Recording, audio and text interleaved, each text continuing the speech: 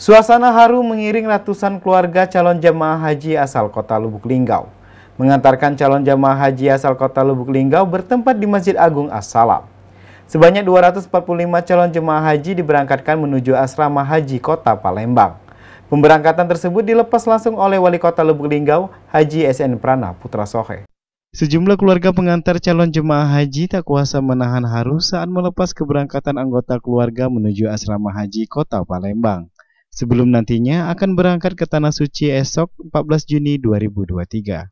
Sebanyak 245 orang calon jemaah haji asal kota Lubuk Linggau ini terbagi menjadi 6 rombongan dan 22 regu untuk satu rombongan terdiri dari 4 regu.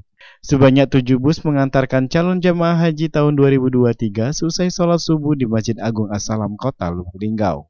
Rombongan dilepas langsung oleh Wali Kota Lubuk Linggau, Haji SN Prana Putra Sohe. Ipal Wabarodi, Silambari TV melaporkan.